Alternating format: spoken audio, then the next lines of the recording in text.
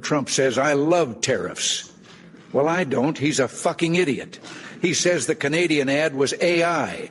Well, guess what isn't AI? Me, motherfucker. Fuck you and your whack-ass daddy. Stand up. Wow, fake Ronald Reagan sounds really mad to start off the show. Hello and welcome. Very excited to have you here because I have Ophira Eisenberg back. We had an awesome conversation. I think you're going to love it. If you want to jump to it, it begins at 41 minutes. But I hope you'll stay because I've got your headlines and a clip show. As always, it is a shit show that is coming up. Of course, it's Thursday. This is the Thursday show, and I want to remind you there is a hangout. I'll be hosting my birthday/Halloween costume hangout. Wear a costume. You know, maybe just a hat. It's just a Zoom hangout, so just your top half if you want. And we will have fun tonight at 8 East. Very much looking forward to it. Your advice for me on turning 50 and the way forward and all of it. If you're a paid subscriber, I hope to see you tonight at this very special hangout. And if you're not, go on over to patreon.com/Pete Dominic and sign up now. Hope to see you tonight at 8 East. All right, let's get into the news. It's Pete's headlines and clip show. Get in on the shit show. The shit show begins today. Guess where? In the Middle East, where Israeli strikes killed at least 100 people in Gaza from Tuesday into Wednesday. It appeared to be the deadliest day since Israel and Hamas agreed on a ceasefire 3 weeks ago. The strikes began late Tuesday after the Israeli government accused Hamas of violating the truce by failing to return the bodies of dead captives and by attacking Israeli forces in southern Gaza. The Israeli military said one of its soldiers had been killed in the Rafah attack. So because they hadn't given back the dead bodies and allegedly attacked and killed an Israeli responded by killing 100 people, apparently, according to Gaza health officials. So horrible. The horror continues. The peace has ended. And as I said yesterday, it will probably get worse and we should brace ourselves for that. It's pretty bad in the Caribbean where Hurricane Melissa made landfall in Cuba yesterday as a category 3. So it's gotten a little weaker, but it's killed 36 people across Jamaica, Haiti, and the Dominican Republic. So it is now going to hopefully shoot out to the east and into the Atlantic Ocean. At least that's the trajectory, and I hope it keeps its promise. The Federal Reserve on yesterday, cut its benchmark interest rate for the second time this year as it seeks to boost economic activity and rejuvenate the sluggish labor market despite concerns about persistent inflation. I've got audio in the clip show from Jerome Powell. Dude is a riveting speaker. I mean, he is very engaging, real something. Well, a federal judge disqualified the United States attorney in Los Angeles. Trump's attorney is getting Bill Eziali, I think, and it's the latest rebuke of the Trump administration's attempts to circumvent congressional approval for federal prosecutors. Can't do that. A biosecurity expert whose views had helped form the basis of the insane Bobby Kennedy's decision to cancel funding for mRNA vaccine research, which is a very consequential decision, very bad. Well, his name is Stephen Hatfill, and he was fired over the weekend from his job as a senior advisor at the Department of Health and Human Services. He and senior department officials said, apparently because they were trying to overthrow RFK Jr. I don't know. It's crazy. That's a wild one. So is the CIA's operation in Venezuela that apparently started under the Biden administration, where apparently the CIA was trying to convince one of the Venezuelan authoritarian leaders, Nicolás Maduro, one of his pilots to fly into or to a U.S. territory or place where a U.S. has a base like Cuba so they could snatch him. That's right. There's a whole story at the Associated Press. Really wild. Probably going to make it into a movie is my guess, but what do I know? The head of the National Counterterrorism Center examined FBI files in the last several weeks to investigate whether the man charged with assassinating Charlie Kirk had support from anyone else or a foreign power or another entity. You'd expect him to do that. You'd expect the FBI to do that, I guess. But apparently the inquiry alarmed Kash Patel, who's the director of the FBI. But here's a story from the New York Times. The head of the National Counterterrorism Center examined FBI files in the last several weeks to investigate whether the man charged with assassinating Charlie Kirk had support from someone else, a foreign power, or another entity. The inquiry by Joe Kent, the director of apparently Kash Patel and others think that Mr. Kent was overstepping, treading on FBI responsibilities and potentially interfering with the investigation and prosecution of the suspect. But supporters of this guy at the National Counterterrorism Center said, well, he was doing his job, running down leads, making sure no foreign or domestic groups were linked to Mr. Kirk's death. The suspect, who's 22 years old, accused of killing Charlie Kirk last month, as it was only a month ago, as the Christian nationalist activist made an appearance at a college campus in Utah. So this will only further fuel conspiracy theories. The idea that he was looking into connections, which you'd always do. Why was he looking into connections? Well, you'd always look into connections. They looked into Lee Harvey Oswald's connections. They looked into the guy who shot Reagan's connections. Anybody who even attempts to kill a president, they look into all their connections. So that's not weird. What's weird is that the FBI would be upset about what someone else at the Counterterrorism Center is doing, looking into those connections. And that will further fuel some Israeli connection or whatever that nonsense that nutjob Candace Owens has been spouting all about. So that's an interesting and important development. And I guess one of the biggest stories right now is that Trump sat down with the Chinese leader Xi Jinping for one of the most significant meetings of his 6-day trip across Southeast Asia. Of course, all kinds of stories coming out, all kinds of reporting, headlines out of all of these conversations, negotiations, and visits that he had with other world leaders in Japan and South Korea, of course, with the Chinese leader. I highly recommend that you read reporting about it because there seems to be a lot of developments with China, especially around the tariffs, and I'm not quite read in on it, so I'm not going to say much more about it. I am, however, going to read to you a little bit from Heather Cox Richardson's daily email, of course, Letters from America, where today she writes, it's the 29th day of the government shutdown. The House of Representatives is still on break as House Speaker Mike Johnson continues to try to force the Senate to pass the House measure to fund the government without negotiating over the Democrats' demand for the extension of the premium tax credit. Without that tax credit, healthcare premiums will skyrocket. And I want to mention that quickly because if you or someone you know hasn't been on the marketplace because the window is open to pick a new plan or hasn't gotten a letter that says your premium is going to go way up and the analysis is like 115%, then let me know. Because I talked to somebody yesterday who told me a friend of his was a wreck when she found out that her premium's going to skyrocket. And I know she's not alone. It might be you. We'll talk about it at tonight's Hangout. But that is a huge development and story. And a lot of people are waking up to this fact right now. And you have to imagine that was the Democrats' strategy, that if they can keep the government shut down until now over this negotiating point, people are finally going to move over to their side when they get their bill and say, yeah, we can't allow this tax credit to expire.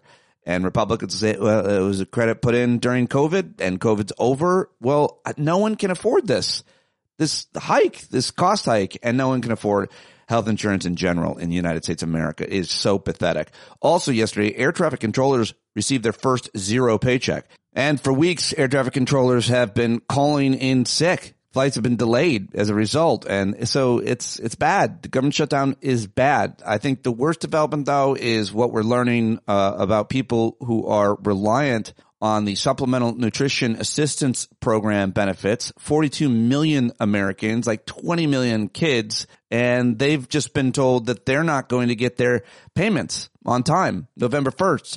People are gathering all around the country, organizing around the country. I want to talk about this at the Hangout as well, to try to raise money to feed people. The administration, the regime maintains it can't distribute $6 billion the United States Department of Agriculture already has in reserve to cover November 1, although they can do all kinds of other things like buy planes for Homeland Security and fund ICE raids and a lot more. Politico reported Monday that even some Senate Republicans want to fund SNAP in a standalone bill, but that's not happening. It ain't happening. So it's a pretty terrifying situation, and states are suing, blue states suing for these SNAP payments The lawsuit notes that the USDA's claim that the SNAP contingency funds cannot be used to fund SNAP benefits during an appropriation lapse is contrary to the plain text of the Congressional Appropriations Law, which states that the reserves are for such use in situations, quote, in such amounts and at such times as may become necessary to carry out program operations under the Food Nutrition Act of 2008. So today, ignoring the Speaker's insistence that he would not recall the House to debate standalone funding for SNAP and WIC, Democrats, led by Senator Ben Ray-Lujan of New Mexico, introduced a measure to fund both. So just as the government is stopping addressing food insecurity and as healthcare costs are skyrocketing, the administration is permitting credit reporting agencies to put medical debt back into people's credit scores, even if laws say they can't. That's another huge development yesterday. The Consumer Financial Protection Bureau under Joe Biden tried to remove medical debt from credit reports, and yesterday published a rule to make sure that states can't stop companies from including such debt on credit reports. So this is another terrible development, of course. Man, I haven't even gotten today to just everything that ICE continues to do across the country. But those are the headlines that I'm bringing today. And now I want to get to that clip show for you, the sound that I've brought to today's episode. Let's start with Fox News. I know, wait, hold on though. It's Jessica Tarlov, who is really good in this moment, as she often is, arguing with the panel. You hear the devious and insidious Greg Gutfeld laughing, but I love what she has to say here. The story about Democrats cutting off SNAP benefits and that we're the heartless ones and Mike Johnson feels terrible is how you say BS. Mike Johnson, in his big, beautiful bill, $186 billion gone from the SNAP program. And in the 2018 shutdown, Donald Trump made sure that people got their SNAP benefits because he knows that it's important. And that's why Josh Hawley wants to have a standalone bill about SNAP. Josh Hawley, who also wants a standalone bill to make sure that people get their Medicaid coverage back because the big, beautiful bill takes it away. So, Gregory, that is how I have shown you that my tweet wasn't dumb. That I'm not dumb, and that this is the Republicans' fault. If you are in charge, you have to negotiate. And just saying over and over, we need to open the government, and then we promise we'll do it. We have to negotiate, meaning we have to give in to you. You have to give something. That is how this works. I think. And what are you planning on giving? Just allowing this to happen is a cooperation. You guys have to actually somehow stop lying to us about these benefits. Nothing that I have said is a lie. Nothing at all. If you get 90% of the big, beautiful bill and you have to protect Americans' health care, which, by the way, they'll reward you at the polls. Because guess what? People like to have health care coverage and they don't want to see their premiums go up 114%. You will be thanking me. You will not be mocking me. You will be bowing down at my altar about the fact that I saved your party. Yes. All right. There you go. I thought that was interesting. Okay, so here's an interesting story that you only hear on Stand Up and from hundreds of outlets that are reporting it that I'm relying on, especially those out of Canada. The leader of Canada's most populous province on Wednesday said U.S. Ambassador to Canada, that's Pete Hoekstra, should apologize to Ontario's representative in Washington after Ambassador Hoekstra reportedly shouted profanely at him about the province's anti-tariff ad. So Ontario Premier is Doug Ford. He says Ambassador Pete Hoekstra owes David Patterson an apology for absolutely unacceptable tirade that Ford was said is unbecoming for an ambassador. An official familiar with the matter confirmed that Hoekstra shouted at Patterson during a reception hosted by the Canadian American Business Council in Ottawa on Monday night. The official spoke on condition of anonymity. They were not authorized to speak publicly on the matter. But anyway, as a result of this dust-up, the very outspoken Canadian author, journalist, and member of the New Democratic Party, it's Charlie Angus. He's a member of Parliament, was a member of Parliament. Anyway, he made this video, which I thought was pretty interesting just about the whole thing. Pete Hoekstra, Charlie Angus here. It's a pretty foggy day here in Northern Ontario. Now, I bet you're thinking that that's because of all the fog of disinformation that's being pumped out of the U.S. ambassador's residence in Ottawa. But if you feel it in the air, Pete, no, this is just the frigid feeling of the North as our winds start to blow down on you, because we're kind of done with you. Now, I just want to follow up with you, Pete, on a couple of things you've been saying recently on this tariff fight. You know, we were being led to believe by you that Donald Trump was all ready to sign a trade agreement with Canada, and we had worked out everything, you know, aluminum and steel and all our problems, and it was all going to be done by American Thanksgiving, and Canada had an ad that just quoted Ronald Reagan in the World Series. And your president lost his shit. And now he's saying there's never going to be a trade agreement. He's not going to talk to Canada again. And you come out and accuse us of foreign interference. That's quite the charge, Pete. Now, I'm a polite Canadian, so I don't want to say that you're a liar. But Pete, your track record speaks for itself. You lied about weapons of mass destruction and got called out. You lied about American author being tied to Islamic terrorism, and the Washington Post gave you the 4 Pinocchios Award for ultimate lying. You lied, Pete, when you were the ambassador to the Netherlands about Muslim violence in the Netherlands, and the people of the Netherlands called you out, and then you lied about them and said it was all fake news, and then you had to apologize to them. How the hell did you get hired, Pete, to be the ambassador of what was America's #1 trading partner, America's #1 ally?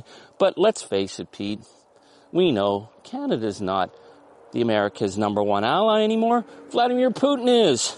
Oh, man, Charlie Angus.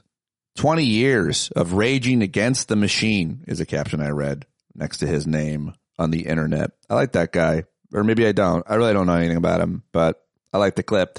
And I like this one too, because my old friend Mandy Patinkin, that Mandy Patinkin, he cut an ad. He and his wife cut an ad for Zohran Mamdani with Zohran in it.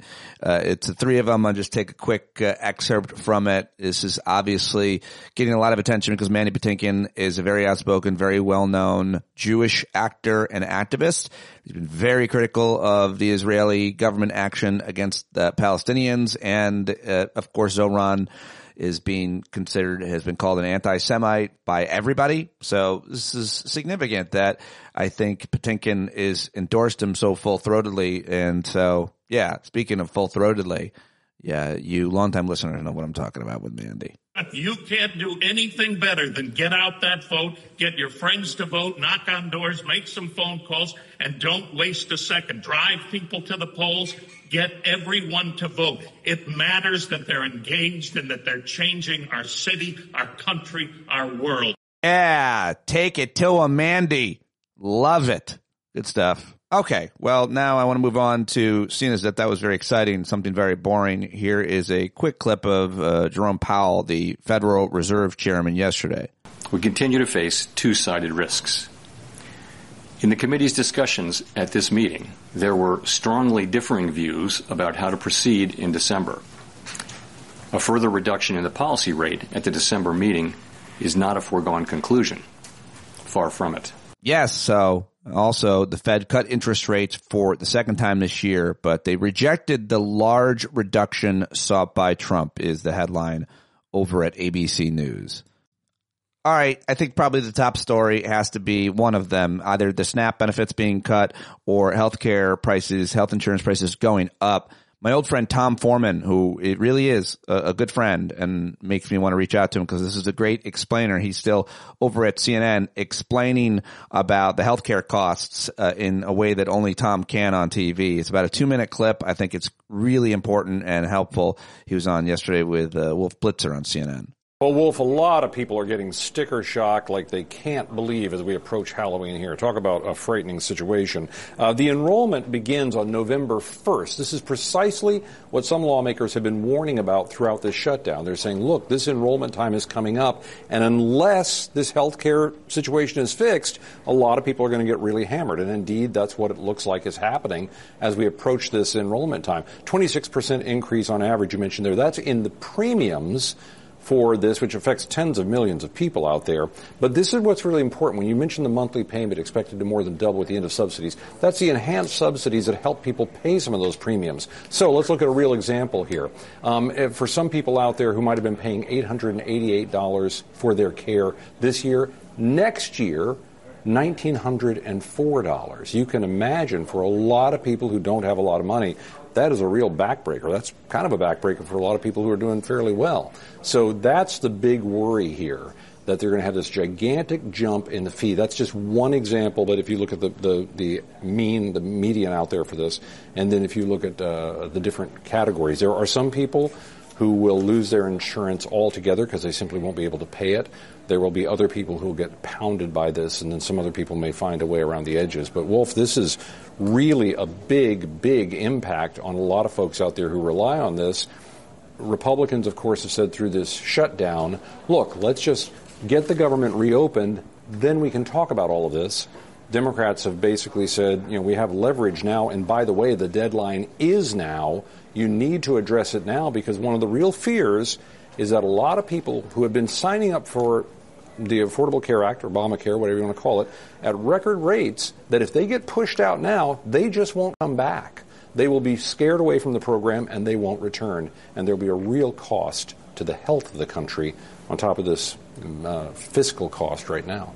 Well, that's really important, accurate reporting. And so I thought it was very interesting yesterday when at a press conference at the Health and Human Services Department, you had our human jack-o'-lantern, of course, RFK Jr., he was there, and Dr. Oz, which is just crazy that those two guys are running our healthcare, had to take this question from a smart reporter, and then he just lies. He lies that Kaiser, the nonprofit organization that analyzes healthcare costs and so much more, and it's kind of the gold standard, one of them, he says that they retracted this analysis that said healthcare costs are going to go up to 115%, but they didn't. It's a lie. Here it is.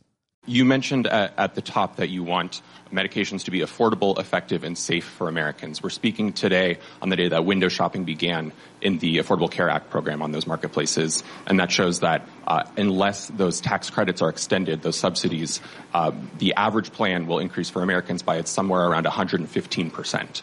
Do you believe that Congress should extend those subsidies so that most Americans do not receive significant increases in their premiums? Where'd you get that 115% number from? Kaiser Family Foundation. They retracted that.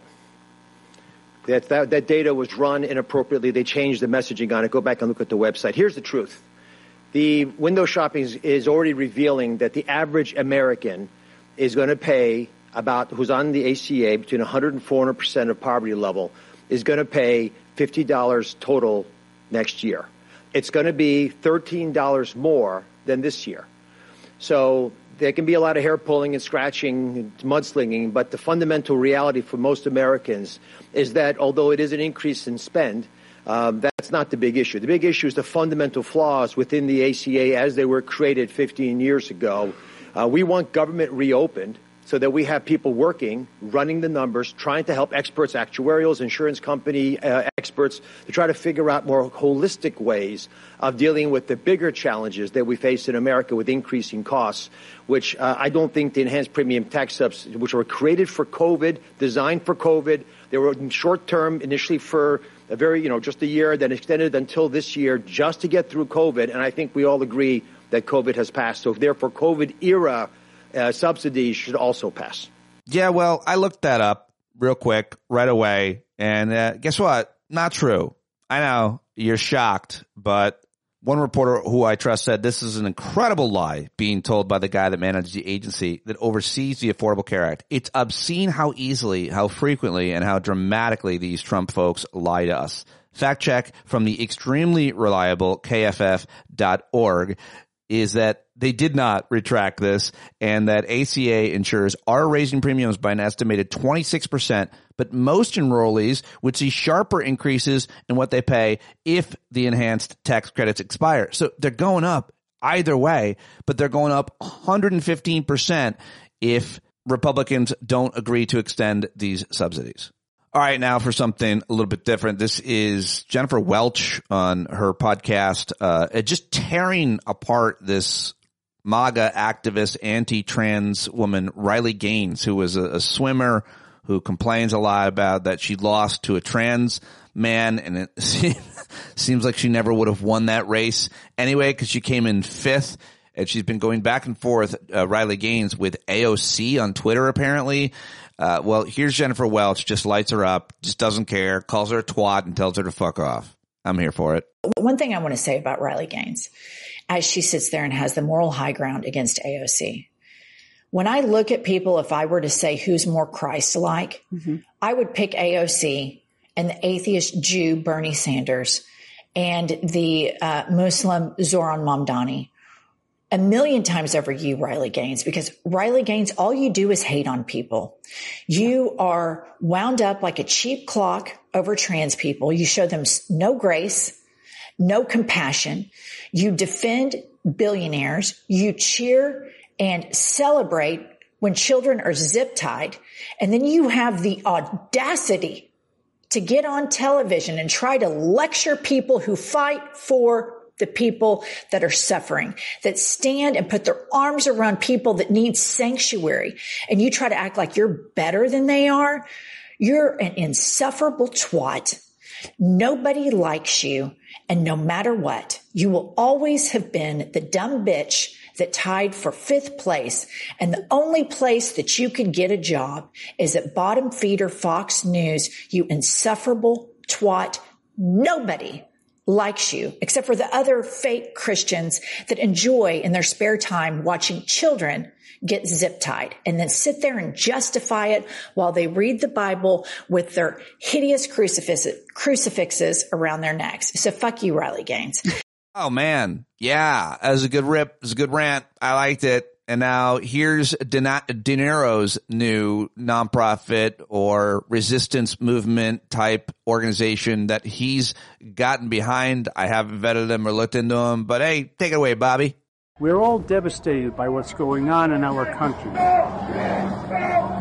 I can't tell you how inspiring it was to see millions of people take to the streets. But we have to do much more. Non-violent soldier of freedom. At Defiance, you can join a community of courageous people and find out about other peaceful ways to fight back. A powerful moral force. Together, we will defy leaders who govern by stupidity, corruption, and vengeance.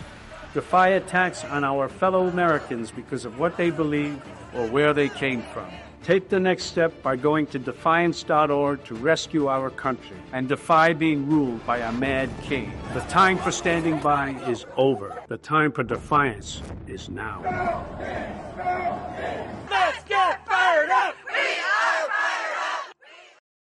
Yeah, there you go. That's De Niro and his new organization he's getting behind, and we'll look into him. Here is Gavin Newsom. He is the governor of California, and he's giving Joe Biden credit here in this clip, but saying a lot of important stuff, so I always love a good Gavin clip these days. It's a revolution that's going on in this country, and I think you have to start using those words. He's attacking every single institution of independent thinking, and he's succeeding because we're still playing by the old set of rules. And so my party needs to focus first and foremost on recognizing that. And then we'll reconcile being more culturally normal, more reform-oriented, talk about service and patriotism. And we'll continue to build on the legacy, I would argue, of our former president, who I think was one of the most successful presidents in the last century, and that is Joe Biden. And I will defend that till my grave. In terms of the CHIPS and Science Act, the infrastructure bill, the work he did on the IRA, the fact that he had a worker-centered industrial policy, and the fact that those are the right policies for this country. They're all getting undone, right? I mean, everything. A lot of them, but not, well, many aspects are being celebrated by the Trump administration as his. Yeah, many aspects are being celebrated as his. He's taking credit for all the good things Biden did and getting rid of the things that he didn't like. Now, here is MSNBC's Ana Cabrera talking to national security analyst Ken Ladanian about a very important development. I didn't mention this in the headline, so I'll just let him explain it, because this is more evidence of the Trump regime trying to erase the history of January 6th and punish those who would still refer to it as a riot, those still working in government or the Department of Justice or anywhere. Listen to this report. Another potential purge at the Justice Department. 2 prosecutors are on leave now after pursuing a prison sentence for a pardoned January 6th rioter who was convicted after carrying illegal guns outside former President Obama's house 2 years after the Capitol attack, so unrelated to January 6th. Joining us now is MSNBC Justice and Intelligence correspondent Ken Delanian. Ken, what more are we learning about this decision and the case at the heart of it? Good morning, Anna. This appears to be another example of the attempt by the White House to rewrite the history of January 6th, because what appears to be at issue here is this sentencing memo.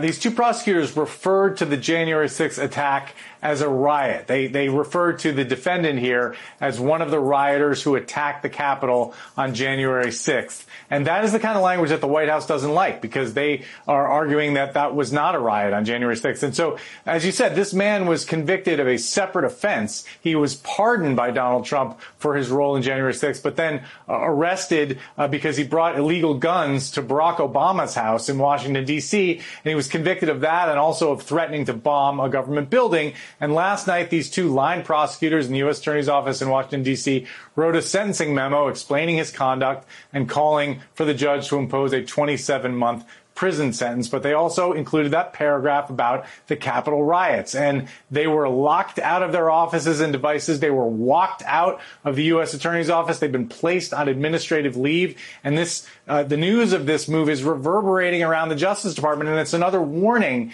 that you can't, as a prosecutor, tell what you believe is the truth about the January 6th riots without having some risk to your future and your job on it. Yeah, well, that's an important development. But the next clip is of the great Kirk Cameron. I've never played Kirk Cameron on the show, but when he says something I certainly really think is worth playing, worth listening to, and not necessarily going to trigger you and miss or disinform you, I'll play it. Yesterday, I played this UFC fighter saying he's no longer on the Trump train.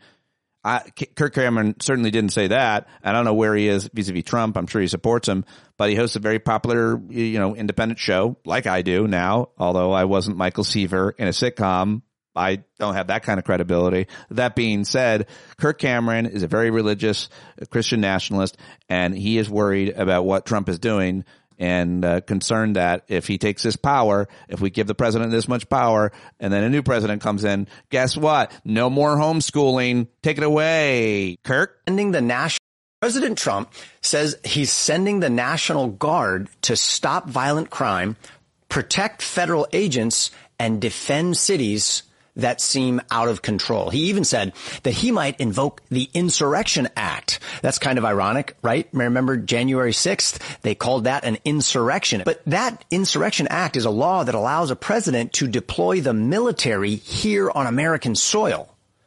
And it's a power that is extreme. It's meant for true emergencies like rebellion, like invasion or anarchy, not just everyday unrest.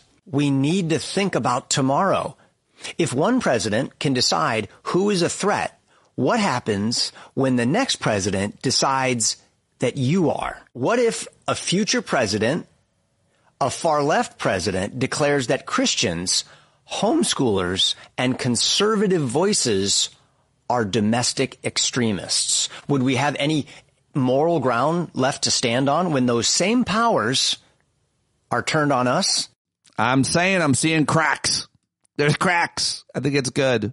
I think it's good that UFC fighter said he's the Antichrist and that Kirk Cameron is questioning this kind of power grab. And anytime folks that look at them and listen to them hear it, I think it's good. Little rays of light, green shoots. I don't know. Maybe I'm getting a little too ahead of myself, but because you still got absolute crazy people like the lieutenant governor of Indiana, who sounds real dumb. And this is a real upsetting clip to hear someone with that much power say and just create his own American history. But here it is yesterday. From a guy I wouldn't trust around my kids. Here's a guy named Micah Beckwith. We are a Christian nation, but we are increasingly becoming a non-Christian people. So a Christian government, a Christian value system, so the Judeo-Christian ethic, the Decalogue, Leviticus 19,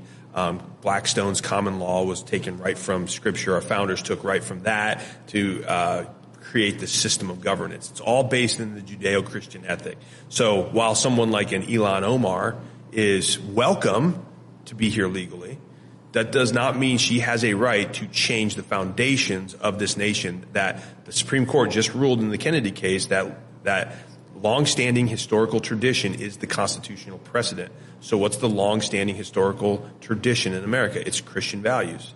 It was not rooted in Islam. It was not rooted in socialism, Marxism. It was rooted in Christian, Judeo-Christian ethic and capitalism. And so when a socialist Marxist like Mandami tries to force his values onto New York, I would say, no, you're not welcome to do that because the longstanding historical tradition is constitutional. What you're bringing is something new. You're trying to remove the foundation. Yikers Island, I am not a fan. No, thank you. I've had enough. Mercy. I give up. I liked what Jennifer Welch had to say about how Zoran is more Christian than that guy. All right, finally, I've got some jokes for you before we get to my conversation with Ophira. Let's go to Kimmel last night. Just about every day I have a moment where I think, things are terrible. This government's been shut down for like a month. The Republicans are trying to force Congress to choose between health care and food to open it up. We've got a bunch of ghouls running the country. Prices are high. People are suffering. And just when you start to think, well, it couldn't get any worse than this, God throws a curveball like this one. Tonight, the urgent search for dangerous research monkeys that escaped from the wreckage of a crash on a Mississippi highway. We got 21 monkeys that was on this, got 5 of them on the run. Here's one of the monkeys right here. There's one sitting right there. At least 6 monkeys escaping. Officials warning they might be aggressive towards people and were potentially infected with hepatitis C, herpes, and COVID. Hepatitis, herpes, and COVID. Who are these monkeys hanging out with? Charlie Sheen? 3 of the monkeys are still on the loose, including the one that was driving the truck. So please, if you're in the Mississippi area, be on the lookout. Meanwhile, there's an angry orangutan on the loose in South Korea.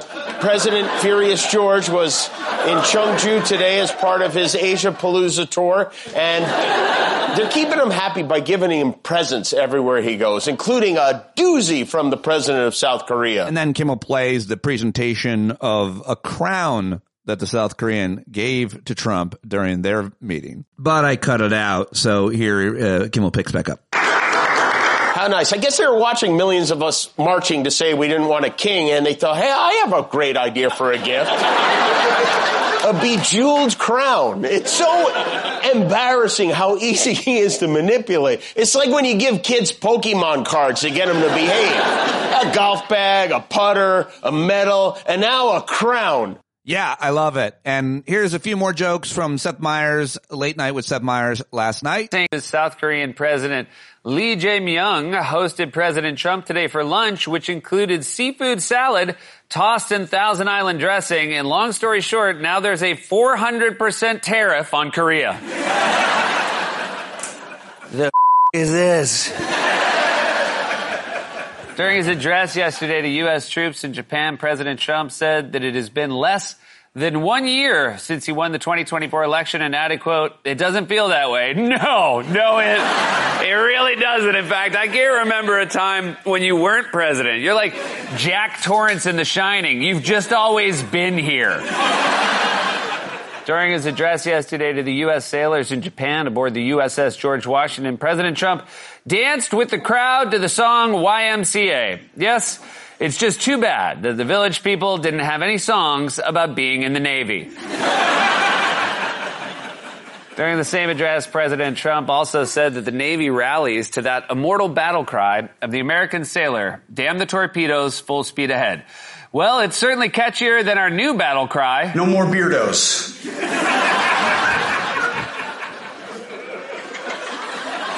Well said. Defense Secretary Pete Hegseth announced this week that the U.S. carried out strikes on vessels in the Pacific Ocean that were allegedly carrying drugs. I mean, one look at the captain and it was obvious. Picture of Johnny Depp as Pirates of the Caribbean. President Trump announced yesterday that Toyota has promised to invest $10 billion in U.S. manufacturing plants and said, quote, go out and buy a Toyota. All right, first you wanted us all to buy Teslas. Now you're pushing Toyotas. He's like a salesman who keeps getting demoted. Pretty soon he's gonna be out on the White House lawn yelling, you gotta get yourself a Schwinn. According to analysts, the annual average price of gold will reach a record high next year of more than $4,000 per ounce because someone is hoarding it. Picture of Trump, all the gold in the White House. President Trump said on Monday that he took another cognitive test during his recent trip to Walter Reed Medical Center and added, quote, the first couple of questions are easy. A tiger, an elephant, a giraffe, you know. Oh, buddy, I think that may have just been a book in the waiting room. 5 New Jersey towns have plans to reschedule Halloween trick-or-treating for October 30th. This only a few months after the 4th of July was rescheduled for most of June and half of July. And finally, in an effort to prevent Halloween parties and rentals, Airbnb this week announced it will take new proactive measures, including anti-party technology. So now every house will come with an acoustic guitar. Yeah, he's like, I think I'm going to go home. I cut it off, though. All right, Seth Meyers, very funny. And speaking of funny, it's time to get to my guest today. It's Ophira Eisenberg. Yeah, you know her. You love her. She's a regular here on the show. She's joined us at Pod Jam in Las Vegas for the last 2 years. She is a podcaster, a storyteller, a talk show host, a writer. She hosted NPR's comedy trivia show, Ask Me Another, for 9 years.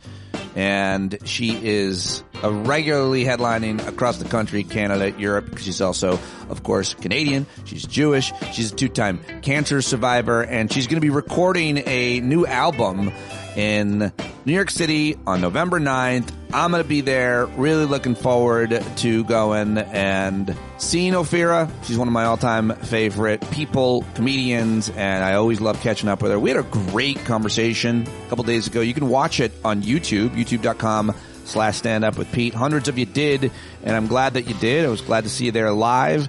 And if you want to watch those interviews, they're all up there on youtube.com/StandUpWithPete. If I was live, it's under a little tab that says live, by the way.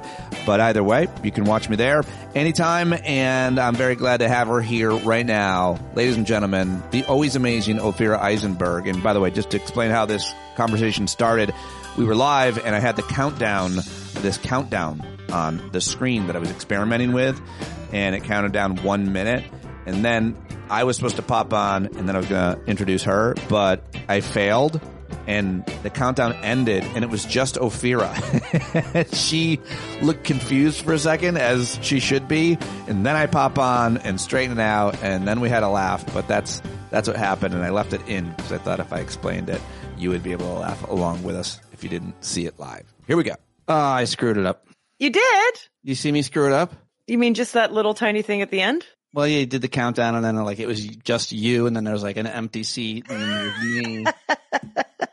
I was like, oh, it starts on me. How amazing. And I was sort of because the music is very takes you through it, and at the end it does get very zen. So I was like, oh, okay. I'm getting centered. I swear to God. Well, that's the first time I've done that, and I'm really trying to figure it out, but I'm trying to do it in front of everybody because kick failure barely matters anymore, and people just get a kick out of it. It's hilarious. I love it. It is very. Do you remember old? I don't think I saw this at the movies, but there used to be a thing at the movies where it'd be a little clock going, and it would be I love that. That's what that's the idea. You go live and then you let people come in for a minute or so. Yeah. Grab their snacks. You think they brought snacks to this? Everyone should have a couple snacks. Great. I got a drink. It's great to see you. I'm drinking a coffee that I brewed this morning at home, and I'm really happy to see you. I'm very excited for your new comedy special taping. You'll be doing live Sunday, November 9th in New York City. I will be in the audience cheering you on, laughing in a way that you're supposed to laugh at a live taping. Yeah, which means inauthentically. Well, a little bit, you let out, you make sure your head is up and aiming towards the microphones. I was a warm-up comic forever. I literally had to explain to people how to laugh. Did you really? I never even thought of that. Every night I'd explain to them, this is a live taping, and you really have to hit them over the head with explaining that you're here to be recorded, to hear your laugh. So definitely, I hope they make that point. Somebody makes that point. I'll go back them up. Do they make you put did you literally said put your head, like lift your chin and let the Sure, I did like a bit, and then I would make fun of them all like birds. Yeah. Caca. Yeah, all right.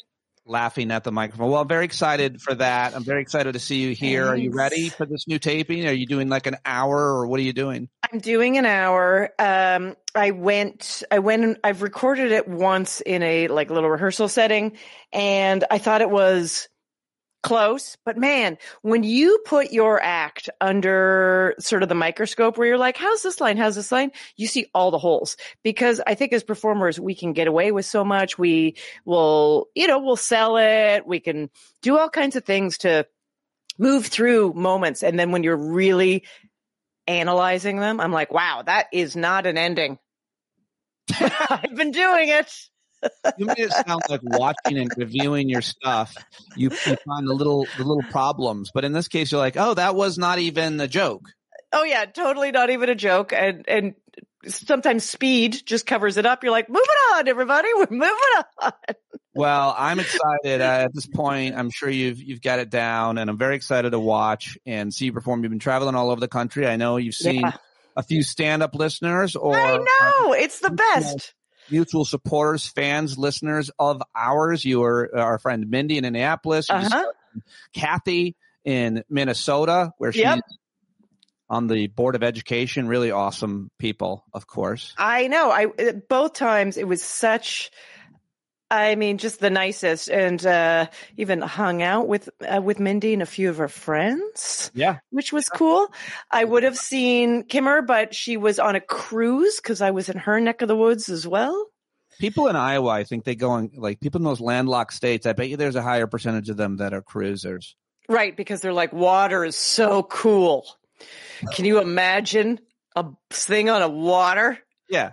I think they fantasize about it in their landlocked state. I do.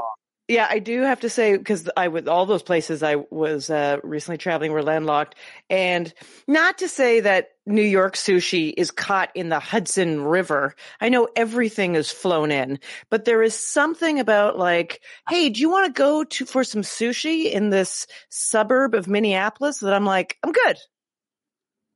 Yeah, I always thought that was the case. When it came to any seafood, the further you got away from the sea, the less fresh it was, until I learned about flash freezing and air transport. I don't know what I'm talking about. But no, it's true. Like none of the stuff in New York is local. Let's just be clear. None of it. Where have you been traveling around? You mentioned earlier we were talking, you mentioned that you're feeling guilt because you haven't been home enough with your almost 10-year-old son, and we can talk. But where have you been? What have you been doing? Okay, so I was it's this last week, in the last 7 days, I came back from the Minnesota little tour, and I went to Plattsburgh, New York. Oh, Plattsburgh. There's a place you have to take a ferry. You got to go into Burlington, take a ferry to go over to Plattsburgh. Yeah. You know what? Plattsburgh is a hotbed. It's I don't know what the population is, but every cafe I went to still has a hippie vibe. Everyone was talking about, seriously, the New York election. They were talking about emissions. They were talking about, obviously the state of the government and feeling very sad, but I was like, oh, everyone here is very hippie, very political. Plattsburgh is like basically a border town. So they're really thinking about what were you doing there? What? I know. Thank you. That's really what the title of my entire life should be. What? But you have to say it that way. What were you doing there? I was doing a show for 800 nurses because there's a huge hospital there. Wow. That is well regarded and I think has a lot of very progressive research and testing facilities and diagnoses and treatments. And so and by nurses, I mean, it was women. It was some, not doctors, but it was definitely other people in the medical field. And it was a girls' night out for people specifically there. So you've been doing this separate from your stand-up show, this one woman show that you've been doing. Oh God, all different things versions all over. Like, is that what are you doing that? Because I feel like you've been to a couple places with that show, including Iowa. Yeah, no, I'm an idiot. I did 4 different types of shows. Yikes. In like 2 weeks. I did the one person show that was just the other day in Bozeman, Montana. Then I'm just doing straight stand up, with the Bums Unhinged and other stuff. And this one was just straight stand up, a little bit more corporate clean because it was for the nurses, a little bit more of a, I don't know, like they just had some more limitations and, some stuff for the Jews as I do. And then, I hosted a couple moth shows. So I just flip, baby. I just flip. That's crazy that you can just rotate out an hour of dialogue and jokes and stories. I mean, it's impressive. It's really impressive. Well, good for you. That's awesome. Yeah. I think when I listened to a podcast, when I got up at 3 a.m. in the morning to hit the road so I could make the 6 a.m. flight because I had to drive a little while, and I thought, let's put in a podcast so I don't lose my mind. I realized from that podcast, kind of self-helpy podcast, that it's called overwhelm, what I'm doing. It's called overwhelm. And then you come home and because you're a parent, it's not like you come home and you're like, I'll just relax for a little while. Well, it's like, boom. Well, I mean, one of the things is that you have to spread your wings. You have to adapt to the market. And if you want to work as much as you want to and need to work, you have to have these different types of shows and gigs to do. You really have to be like a utility player to make a good living, which you do. You do really well as anybody out there. But yeah, it sounds like it's a lot. Swiss Army knife. It's a Swiss Army knife.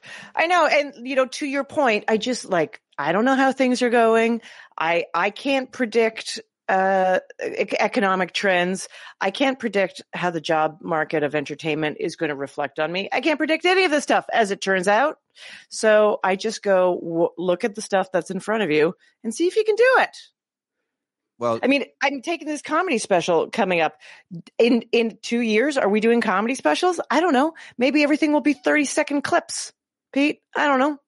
Yeah, it's fascinating what's gone on with the industry of comedy, which simply put in my mind is it's no longer that the funniest people that you can watch are stand-up comedians doing stand-up comedy specials or at comedy club. It's that, everybody's hilarious and everybody has access to show off their humor. And I mean that. I'm not even being cynical. Like, people are hilarious. Just ordinary people doing sketches and skits and pranks. And my God. And the quality, like they're spending time editing or they figured out a really good AI editor maybe. But I mean, yeah, the quality, like, I know, I feel like my son is going to know how to make a feature film just by, I don't know, TikTok. Fooling around by the time he's 12, for sure. Yeah. Yeah. You can do almost everything on your phone, although it's annoying to try to edit something on that small little screen, in my opinion, because I'm totally annoying. But yeah, it'll be fascinating to see where the entertainment business in general goes. It's a real wild tiger to be riding. I can't imagine, like, I'm pretty happy with the fact that I'm just barreling straight ahead with my daily podcast, doing everything else I can do, but really invested everything in this. Maybe I'm too scared to kind of broaden my horizons and put so many other things out there because you just have no idea what's going to work. Dude, where to go. And this takes so much work as it is. It's, sometimes I just go, well, I have the diversify your portfolio kind of approach to my live career, but that is also because, whatever. I would never say no to a moth gig. That's such a fun interesting thing to do. I learn so much from those gigs because I really do hear stories from people that I've never met before from all around this country that are doing wild things, interesting things. I never want to say no to a stand-up gig because, honestly, as a woman of my age, I just go, that's amazing. They still like me. It's amazing. Take it. And then, I put together this solo show, which is all about trauma and, accepting your trauma and accepting your scars and going through it. I'm like, I want an opportunity to do that. And I like going to these places right now because the world is so strange. And I got to tell you, in Minnesota, I mean, not only to your point of comedy, let me just say I was a club in California was like, hey, do you want to play this club? And I was like, sure, but I don't want a Thursday. Can I have a weekend? And they actually said, unless you have 250,000 followers on Instagram, we can't book you. Oh, wow. So that's just the straight up rule that you hear on that artists, performers, talented veterans who are super good at doing what they do, like you, they just straight up tell you or your reps, unless you have this many Instagram followers, you're not doing the weekend. Because we can book some guy who does sock puppets. He has 25 million. Or that guy who runs really fast and high speed. He's good probably to book. And trust me, they're still paying everyone a devalued rate. It's not even that guy is cleaning up. Yes, so, that's the thing I don't want to have to.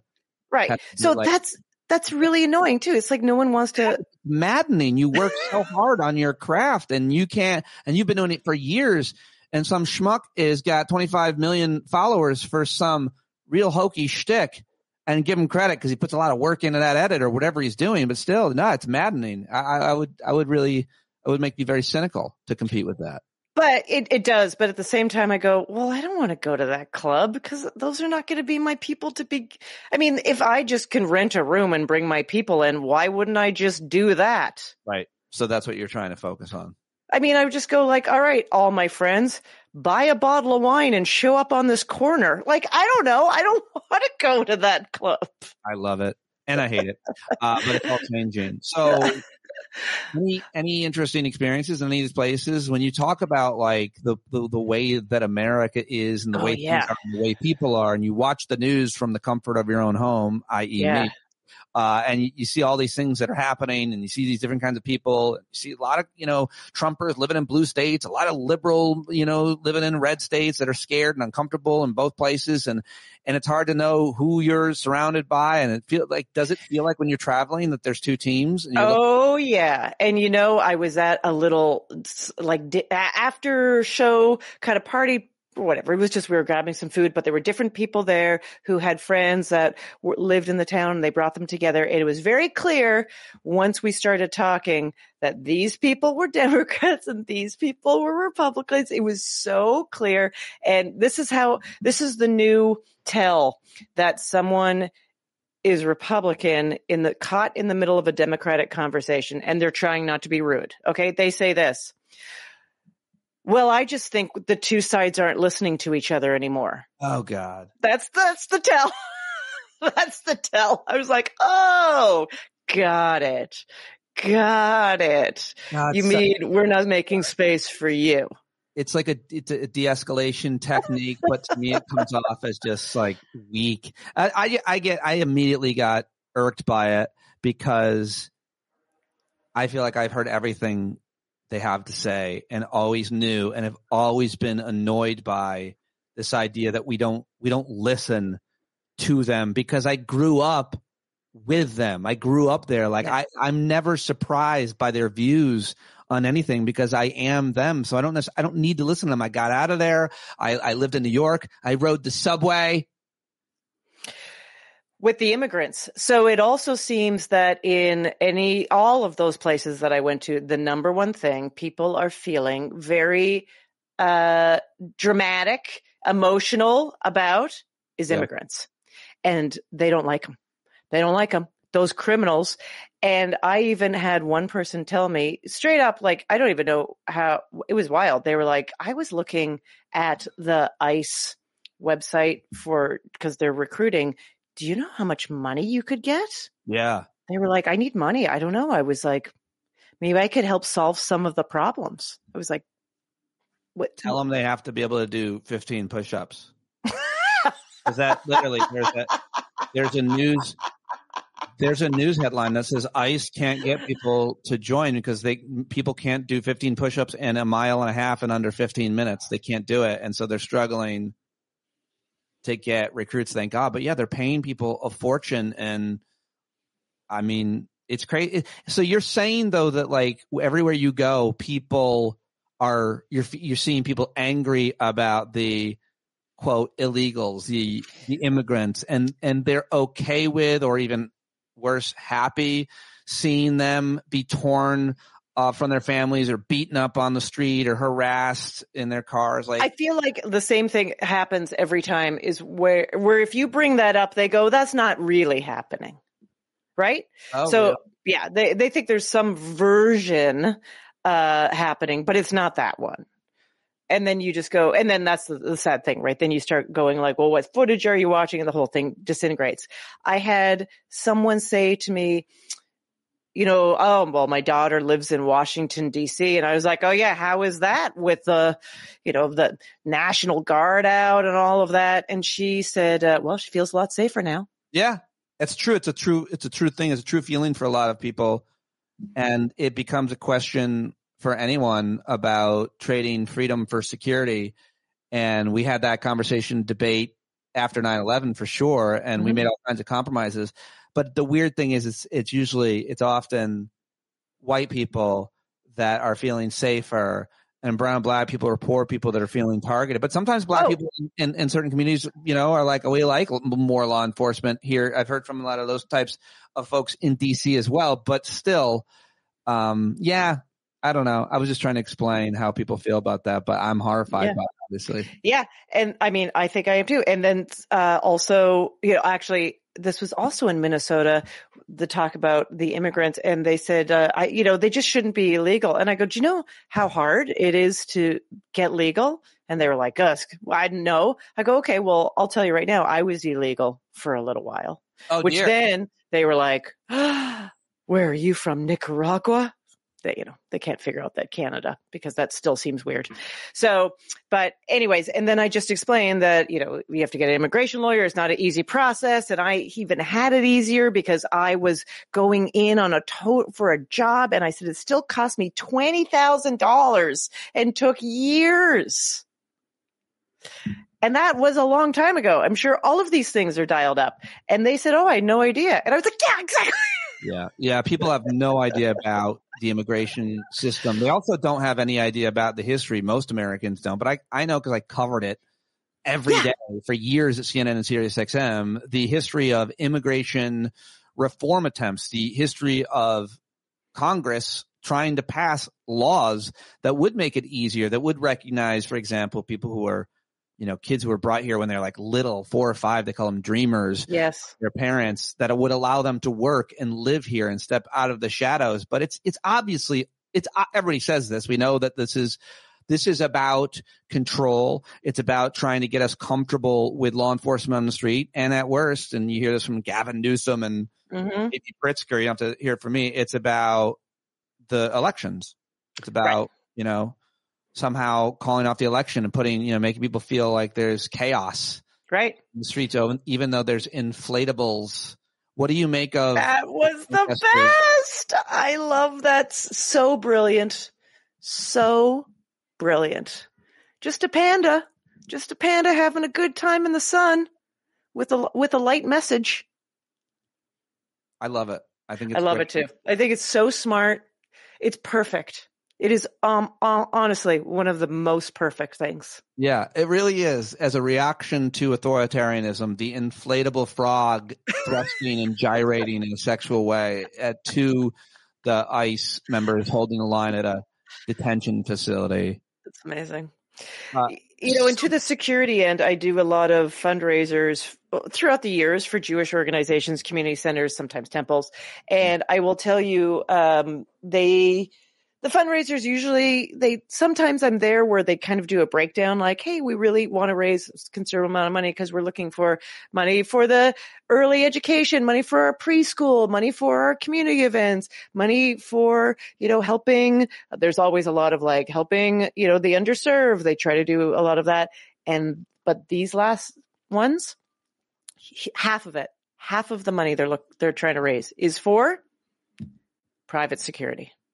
Yeah. What a waste. I just go, what a waste. What a waste. You are Canadian and have views on what is happening, and it is happening again. Trump just had a tantrum because the Ottawa government put out an ad using an actual quote, not a made-up quote, of Ronald Reagan being critical of tariffs. And so Trump sees this ad that Ottawa puts out, and then the entire country gets shivved because the Ottawans, I guess, I don't know, I wonder how they see it. Regardless, Trump woke up and said, that's it. It's over. I'm pissed. And I don't like that ad. You guys are dicks, and 10% more tariffs or whatever. I saw the very calm and calculated Prime Minister Mark Carney. I played him commenting on his way to Asia about it. And it's just like, what is happening in Canada? And what's the view from up north? What do you hear? All I know is that you don't want to piss off Canadians, man. You really don't, because they've never been pissed off before. And it's like all brand new. And I don't know if you've seen what people are like the first time they do something, but it's pretty good. It's pretty good. So, I mean, they ran that ad too during a baseball game, right? Oh, was it during the World Series? Yeah, because Toronto is playing right now against the LA Dodgers. So it's like a Canadian. Yeah, it'll be interesting. It was not the last game. It was the one before that where they creamed the Dodgers. And so they played it. So that is like, it's so like, to borrow a word, like it's so triply trolling. It's kind of amazing. And, no one I know, I do audiences here in New York, and there's a number of Canadians here. I would say it's definitely less, but most people I know are like, I'm never visiting that country again. They don't care. They're still hardcore, not buying the products. They are very much like, we're just going to figure out other things, whatever. So we spend a little bit more money buying stuff from Mexico or Argentina or different places in Europe. I mean, not to say that these are all easy solutions. All of this is very complex, but there is a way of that I've never seen Canadians before just be like, yeah, whatever. A very prominent, like our kind of Jon Stewart, this great guy, Trent McKellen, did a whole ad, that little sketch that went viral where he's not an ICE agent, he's a NICE agent. And he's going up to American travelers and he's like, hey, let me see your phones. He's all dressed up and he's like, oh, is that your grandson? And they're taking selfies. And he's like, do you have any illegal products on you? Do you have any illegal marijuana? And they're like, no. And he goes, because there's some good dispensaries here. There's one down the corner. That's one of my favorites. And, it's just like that kind of thing is just, it's like Canada's embracing how they've always been made fun of and just going for it. I found it. Trent McKellen. That's a hilarious idea. And there's so much right now to talk about in terms of satire and humor and the role that it plays. You and I haven't talked in a while, but from the Jimmy Kimmel suspension to then a whole bunch of comedians going to Saudi Arabia. I mean, there's a lot to talk about in terms of what comedians are doing, but just your general view on, we've already talked about it a little bit, the role that you're seeing like humor and satire play. Like, to me, it's like, this is what we read about in the history books. And from that Canadian Instagram comedian to stand-up comics in New York, the late night comedians and everywhere else on TikTok and Instagram and YouTube, nobody is like pulling back. People are leaning in.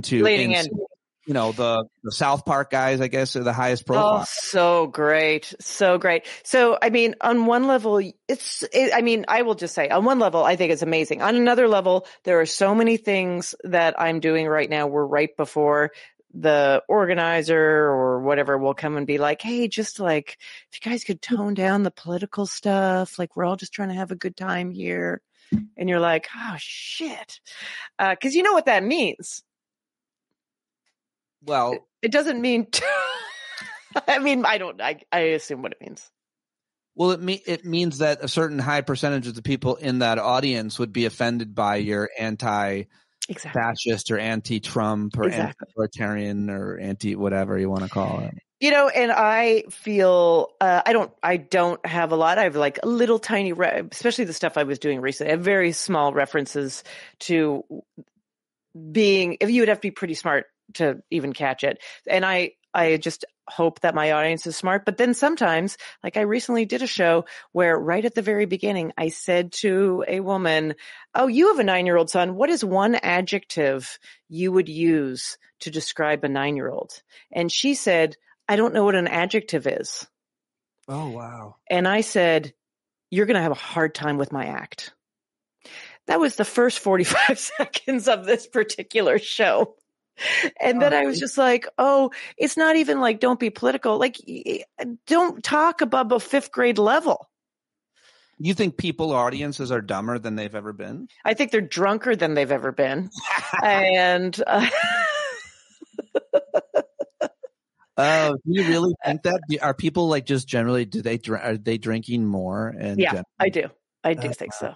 Yeah. Are you getting old? No. Right. Well, that's funny. You know what? Good point, my friend. Because the younger ones below 30, I would say, they're not drinking. That's the whole problem. I think it's a matter of how much you're drinking, and because if you drink less, you notice that other people are drinking more. So I think I'm fine. You're drinking less, maybe. I'm fine. All right, let's have some fun because we always do, and we are. But I just love hearing you like go off on and complain about anything. That's why I love following you on Instagram and watching your act and everything. But I know that you just took your son, who's about to be 10, to one of the biggest kind of indoor mall places and maybe in the world, certainly in the East Coast. It's in New Jersey. And it's got like the water slide in it. It's a giant mall. I think it's also the one that my daughters would go skiing indoors in. I've never been there. Yes.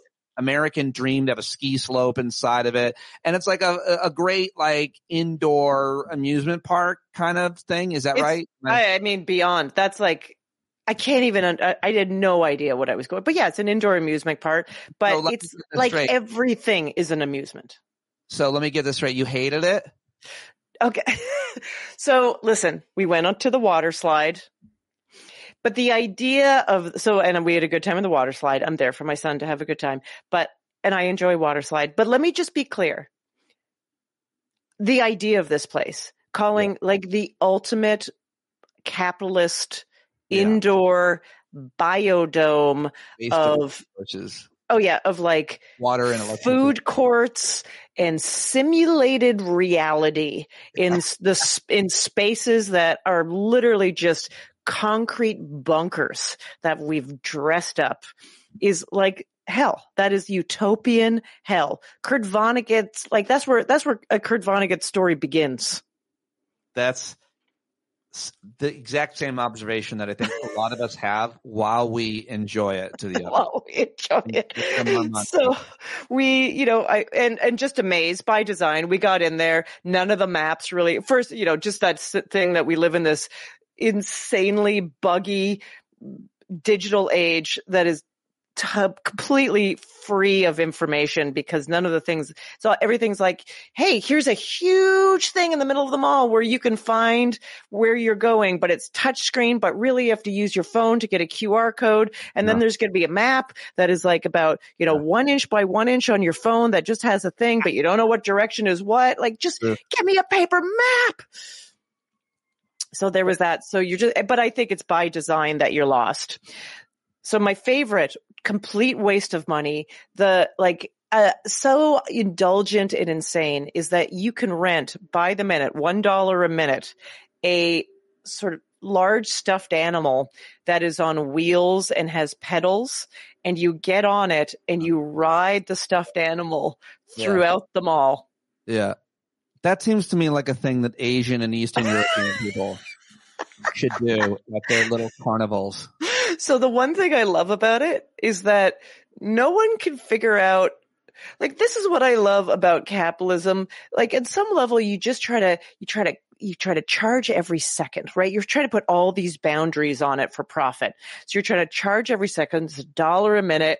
You know, it's so ridiculous. Obviously, it's so enticing. Who doesn't want to do this? The minutes are small, 10 minutes, 15 minutes.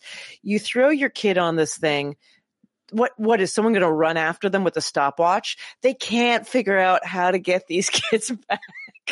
Also, where are they riding? They're just riding through a packed mall. Most of these kids have never been behind any kind of wheel that has an assist. So they're crashing into carts. My kid was crashing into the carts that are selling Did he like it? Oh, they loved it. Are you kidding? It goes pretty slow though. Fast enough. I mean, we had the a horse. You put a quarter in, and it was a machine. We out in front of a strip I mall. loved that. Yeah, you had that, I guess, and then you had the one. Yeah, that was what we had. That was it. I loved those. Oh my God, I used to go crazy for those. Yeah, you like those? Yeah. So now you're rolling through the whole packed mall. I mean, my kid totally smashed into someone and he said, "Get away from me, you little shit." No. And then he rode back to me and he was like, "Mom." And I was like, "Yeah, don't bum into people, I guess." But none of these kids can maneuver it. You saw the grown man say it, or he? No, I didn't. He came back and told me. But he said SH*T because that's how he's learning. Swear. If I saw somebody say that to my daughter when they were little, I would have smacked the shit out of them. Oh yeah. No, I totally missed it because I was like, oh my God. They were like, it's 10 minutes. And I was like, I don't know where these kids are because they have like gone off on elephants and tigers into your mall. What am I supposed to run after them? So the chaos of it made me laugh so hard because I was like, it's totally breaking down. This whole thing is breaking down right now. And that is when I feel better. I mean, in a weird kind of way, it's almost like anything where your kid is not on a screen is better than if they are. I feel like that's the simple binary that parents, especially with younger kids, you know, if I had it to do over again, certainly would do even less. We were okay, but we weren't, you know, once they get the phone, dude, they just get sucked. It's it. Let me tell you. My two biggest guilts as a parent right now, I think about all the time, is of course the age that I had my child, just because, I mean, even though sometimes when things are really hard, I can be like, well, at least for me, death is near. You were 52. Yeah, I was 52. And then the other thing is the screens, how much screens I give him and how when he's on the screen, you know, there's no, it's obsessed, like can't get his attention. Everything else could fall away. But listen, I was thinking about this the other night in a bar where I was just sitting there by myself for a few minutes. I was like, maybe these things will work together for me in the near future. Like maybe when I'm close to death, Pete, I can just hand him his iPad and he won't notice. Because you're worried about him being sad. Yeah. So you say to cure his sadness, you just think you just give him a screen. Yeah, and like I'll die, and maybe he'll notice a couple. I mean, months. It works for me. Yeah. I was sad last week, and I just turned on Netflix. I was like, see? I'm happy again. When my dog died, I went to see Superman. Yeah, maybe my casket should be a Nintendo Switch. Well, maybe you should teach your son that suffering is a normal, regular part of life. God damn it. Yeah, don't worry. Life is going to teach him that. I don't have to get in the way of that. Exactly. I mean, let me just ask you this, though. You obviously host a parenting podcast. To me, it's the most interesting conversation or topic about parenting is the screens and the relationship with the screen. Everyone's just fighting it. My understanding from pediatricians and teachers and people who work with kids and see a new crop every year or 2 years that each cohort basically is getting worse by the measure of they're not good at being bored to the point where they have behavioral issues like when they don't have the screen to mollify them or distract them, they get sad. They have all the negative feelings. They don't know what to do and they act out. Have you seen that? Does that happen to your son? Do you see it with other kids? Absolutely. Oh my God. We get in a car yesterday. The ride from our house to American Dream, where all the dreams are made, is 1 hour. And he gets in with his friend and they're both like, can we play the Nintendo? Can we play the Nintendo? And I said, no, you're going to do conversation. And first they just yelled boo for about 3 minutes straight. So they did do conversation, but they only had a few words. They only could do a few words. And then all of a sudden it happened, but I heard a lot about canon, superhero canon. I mean, it was some real nerdy shit was happening there. So you think that as a result, it limits their ability to have a dialogue? And doesn't it get worse when they end up just having a dialogue with their robot friend? That's what I'm scared of the most. Maybe it gets better. I don't know. I know the robot will understand me. Well, it's a conversation, like it's a conversation without having to worry about judgment.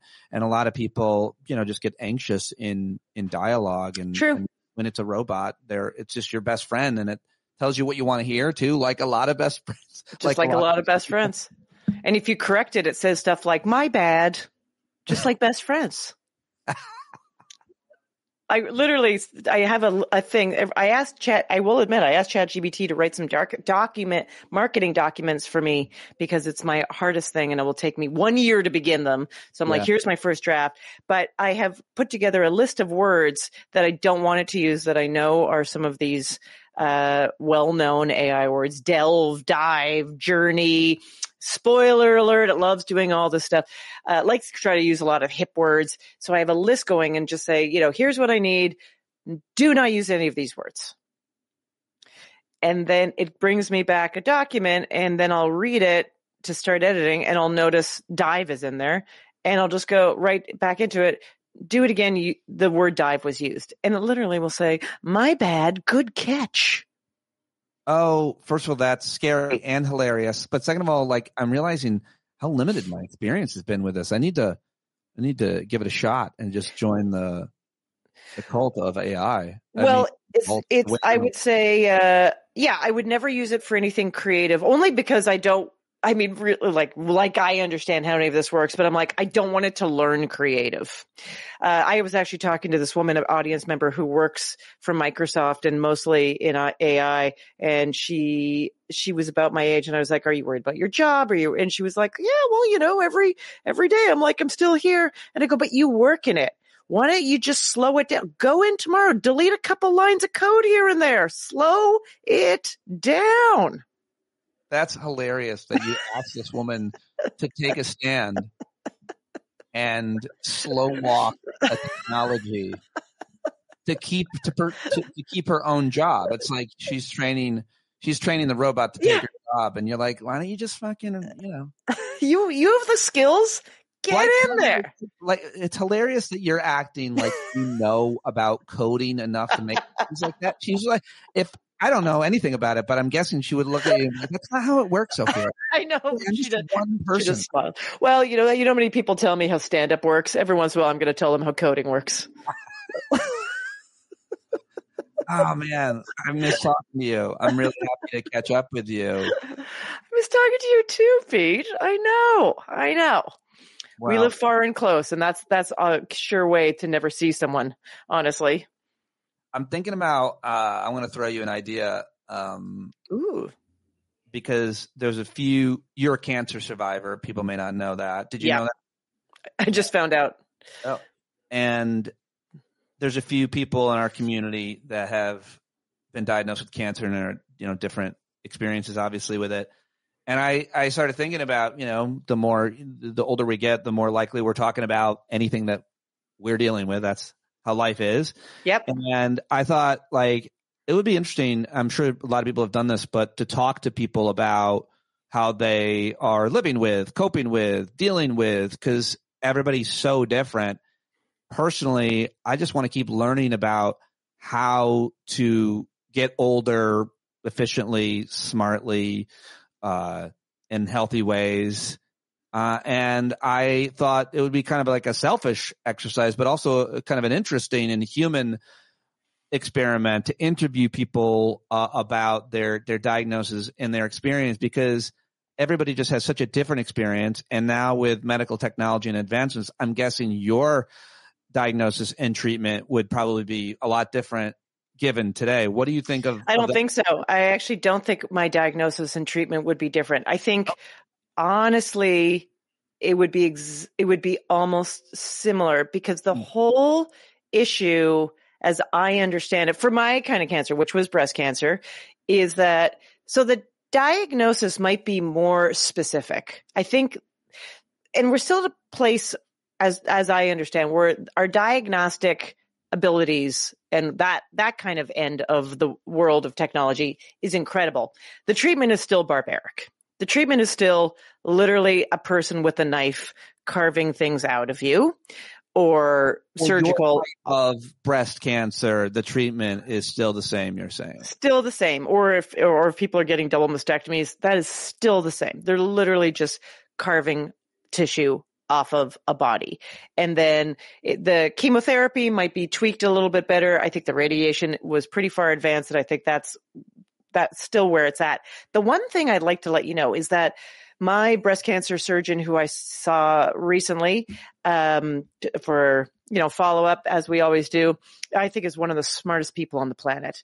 And she has a very high position, and she is very fast. I love talking to her because she's very fast talking, and she knows I like hearing about stuff. And she was like, I was just in France at a huge cancer AI weekend of speakers, and I was like, okay, I want to hear all about this. And she was saying that, unfortunately, of course, where is everyone most excited about putting the AI in this? They want to put it in places where they can just get rid of employees dealing with the patients, because that's where the profits are.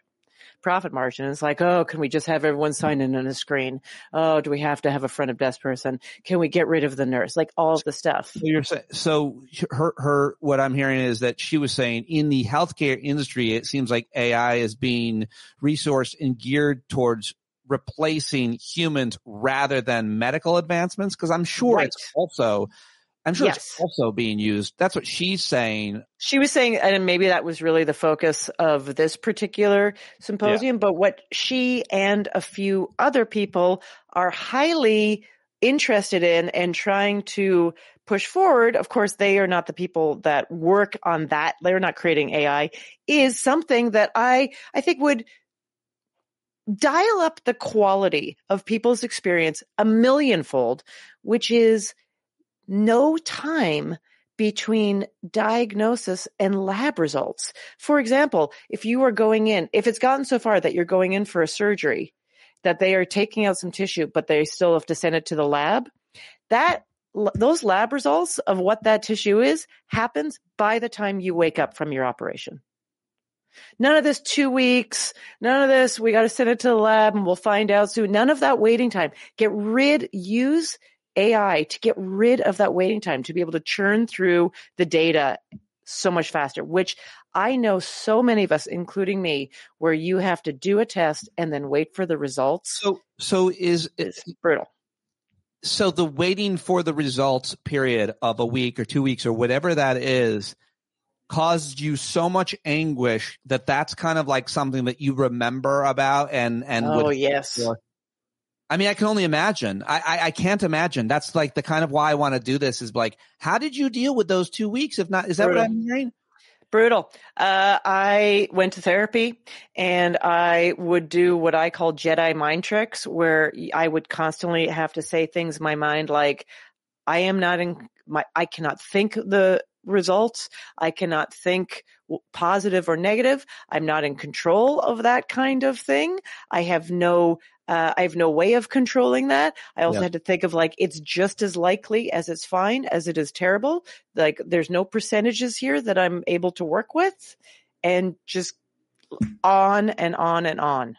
Let me just ask you, because you were making fun of me before we hit record, and rightfully so. When I told you that on my run up to my 50th birthday, one of the things I've been doing is rereading some books that have really helped me out a lot, specifically Pema Chodron's work, The Buddhist Monk. And I told you I was reading When Things Fall Apart. I was rereading it, and you laughed for about 2 minutes at me. And well, it was your timing and delivery that were impeccable, Pete. Yes, especially because I knew it's the timing and delivery are so much. It's a little bit different when you're doing a virtual talk. Sight gag, right? Take the beats, but I loved it. But my question is, you have this great disposition or posture, I guess, to often criticize toxic positivity. Yes. Oh, and yeah. I think that's important, and I think that's good. But the thing that I wonder about is what your thoughts are on Buddhism in general, because Buddhism is, I think, seen as like trying to find enlightenment and joy, but it's really about admitting that life is a lot of suffering and stop trying to make it seem like it's not for yourself and for others. The suffering is a part of life, and here's how you can deal with it, and mindfulness meditation and all these things. But it's coming. It's there. It's normal. Don't be afraid of it and stuff like that. What is your experience and views with these types of books and these types of practices that I would say it's very anti-American. Just to begin with, I mean, that is one of the things that I think the pursuit of happiness and the way that has been expressed in this culture is brutal. And and I feel like one of the reasons I hate toxic positivity so much, because I feel like the message behind it is not, like, be grateful with what you have. That's wonderful. But it's really like, because also there's a sale going on, so you might be able to get something else pretty cute. Like, I do think it is to keep you shopping, keep you a good consumer. Come on, big happy face, get out there, big consumer. Yeah. So I had a hard time with all of life is suffering. I was like when you are suffering and someone says all of life is suffering, you're a little bit like, go fuck yourself. Okay. Cause right now I need something a little bit better than that, cause suffering is not great. But if you approach it from the place of letting go part, without it sounding obviously like a Disney movie. Well, that woman, Mel Robbins, she's making $1 million using the phrase "let it go," and she's being criticized by some of the people I respect the most, by the way. Yeah. Oh, I'm sure. People don't like what she's doing and think it's like a little bit like it's giving people bad advice, really, kind of based on what you're saying. I mean, I'm sorry, I interrupted you. Yeah, there. No, I'm not. And, I've listened to a few of her podcasts, and I always even wonder, because she had a doctor on from the Mayo Clinic that was actually talking about like foods and lifestyle changes you can make to basically take away as many percentages as you can for getting cancer. And this is a highly edited, of course, interview. So you don't know what you're missing there. And I was a little bit like, can I even believe any of this? I mean, some of it is like, eat purple cabbage. Sure. Like, great. Yeah, of course. Yeah. Like, wonderful. Just eat all the good stuff. But like when someone goes, if you eat edamame twice a week for 10 years, you're going to lower your risk of cancer by 37%. You're just like, what is that? Don't do that to people. Do not do that to people. That is not okay. I could not agree more. And I feel that way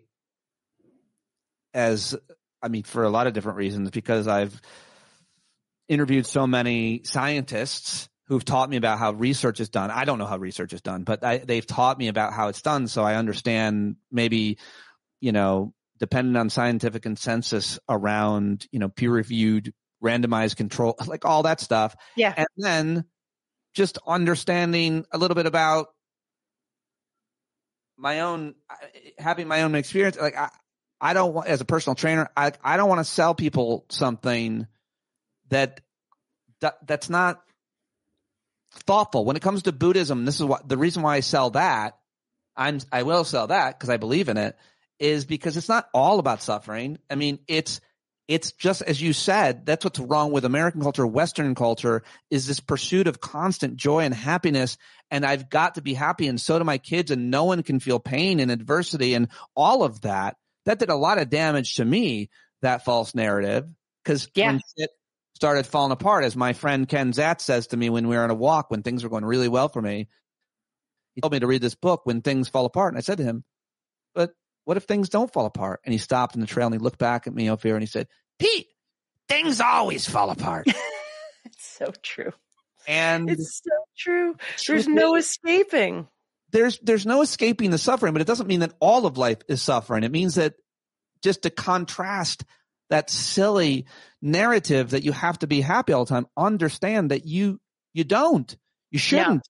No. That isn't what life is about. No one is, and it's a lie. And this book is where I'm paraphrasing from. And people might challenge me on this, but I feel pretty strongly about it because we're still in October, which is Breast Cancer Awareness Month, and the way that only time I care about breast cancer, only time of the year. That's you know what, you get in line, you and Delta Airlines and so many other brands. Next month it's men and veterans. But anyway, what were you saying about? So, all of a sudden everything's bathed in pink, and people, I mean, just the commodification of breast cancer and the pink ribbon thing just drives me insane. And when I was going through treatment and I was a rotten patient the second time I was diagnosed, because I was just like, oh, this is endless. Like, this is the rest of my life. I will never move forward.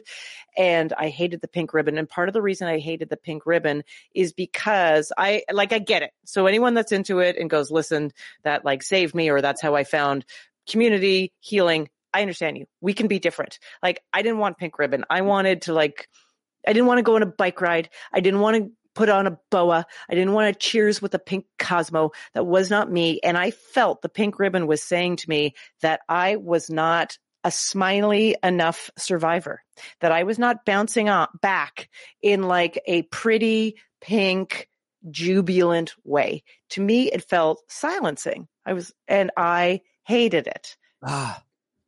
I'm so glad that you shared that point of view. I've never heard it, and I'm sure you are not alone in it. Yeah. So if they have some ribbon where we all sit in a basement and drink rye and listen to old Joni Mitchell albums, like the ones where you can really hear the American spirits in her voice, that's my group. I think that's just a joint. So, I'll let you go. I do have to tell you that I've gotten back into running as part of my, health kick. Amazing. When you're running or exercise and you're kind of in a good groove, you look forward to it. So I was excited. You have so much time in your day, whatever. And so I was excited. So I went to the park. It's a nice day. And I'm about to go for my run. It was Saturday.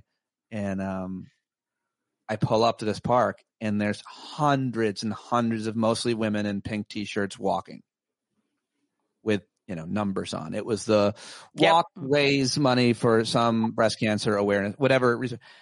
And I was annoyed because there was no room for me to run. Exactly. I know. Make way for the white guy. 4 or 5 across the path, the running path. And I was like this, Ophira, all these people taking their day off to raise money, being together in community and loving kindness with each other. And I was like, you're in my way. Ended up just running against the grain. I waited for a while till they slowed down and ended, and I ran against the grain so they could see me coming. But it's not like they could see you coming. And I also felt like they thought I didn't care about cancer. Yeah. Did you yell? Some men get it too. Did you yell that? Over and over. I had a megaphone. And I just kept yelling at every one of them. I know. Actually, I was a little not in my best place on the Delta flight where they handed me a special drink pink cocktail menu. Oh. And the woman was like, it's Breast Cancer Awareness Month. And I said, I am aware of breast cancer. I am aware. Have you ever played the 2-time survivor card ever? No. Oh, that's not true. You know what? Because I thought I saw then next flight. I've just taken so many flights recently. I go by Delta. They have this table set up with coffee, all kinds of little treats and little stuffed animals. And it says breast cancer, blah, blah, blah, Delta. And I go, oh, because I think she's going to give me something. I go, oh, I'm a survivor. And she goes, oh, yeah. I go, so what do I get? And she goes, oh, no, this is to donate. If you donate a QR code, I'll give you something. And I was like, I already donated. You bitch. I love that you said, what do I get? Realized that it was nothing. And I wish I was there for that next couple of moments. I want to find something to do. I was like, I donated tissue. Is that not enough? I thought you were going to say that. We have to find something to do together because I just love hanging out with you. And, I love hanging out with you too, Pete. All right. I will let you go. I didn't even ask you for how much time, but you gave me more than an hour, and I'm really grateful for it. And I hope they enjoyed our conversation. Ophira is going to be performing live, and I'll be there on the 9th. Is it the 9th? November 9th, Sunday, November 9th, 5 p.m. and 7 p.m. Best show times ever, I would say. The sun will be almost down as long as it's dark. Perfect. Yeah, it'll be great. And then you can go home and sleep early. You can go for dinner afterwards. You can have a couple of cocktails. Feels like you've had 9 nights in one solid night. Maybe I'll come to both shows. Ah, you're the best. You can see the one where I'm trying and the one where I've given up. Which one is which? What if no one would ever do this? No comedian would ever do this to another comedian, I don't think. But like, what if you like sat within eyesight of a good friend of yours who is taping a special, like a good me or you? It would be the fucking worst. Brutal. Right? No, absolutely awful. You can't do that. You always have to be standing behind. Yeah. Or off to the side. Yeah. Just stoic the whole time. Mm. Yeah. I did. This is like one of my favorite things after a show this summer. I was just outside after the show, like saying thank you to people. And this elder woman came by, and I just have to say this part of her face, her nose and her eyes, spitting image of my mother, who's been dead for a while. And it was so compelling. Like I actually could not take my eyes off this woman, and she came right up to me, and I was like half freaked out. I'm not really this kind of person, but it was jarring. And she said, I want to give you the greatest compliment that I haven't been able to give someone in a long time. And I was like, okay. And she goes, I didn't leave. Because I'm your mother. I mean, I guess she just meant that my act was good enough that she didn't feel like leaving, but that's wild. It's nice. It's kind of nice. It's kind of nice. That's very, I mean, it's not exactly my mother's tone, but we're in the right realm. Like my mom did. Well, no, I was young. It was horrible. That would have been great. Instead, I just looked stunned. So thank you. That's well, I can't wait to see you performing live. I appreciate you joining me. I'm going to say, and goodbye, everybody. Say bye, Ophira. Bye. Thanks, everybody. Thanks, Pete. Yeah. There you go. Ophira Eisenberg. There she goes. OphiraEisenberg.com. See her live in New York. Check her out. I'll be there on November 9th, and it's going to be an awesome time. So we'll have great laughs watching Ophira at her taping. And that is all I've got for you today. Thank you very much for tuning in. Thank you very much for your support. I hope to see you at tonight's hangout. Thank you for your birthday wishes. I'm sure many of you are going to wish me. And if you don't, that's okay too, because maybe I missed yours. I probably missed yours. I probably did. Sorry about that. All right, John Carroll, November 6th in Virginia. Be there, johncarroll.org. And that is all I've got. I'll talk to you later. Talk to you tomorrow. Talk to you tonight. Knees,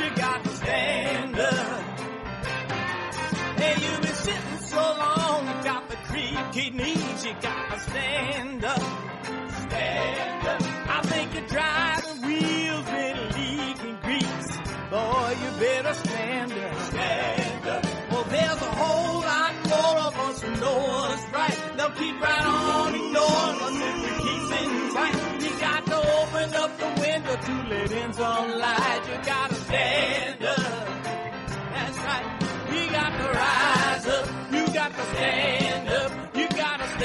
demonstrating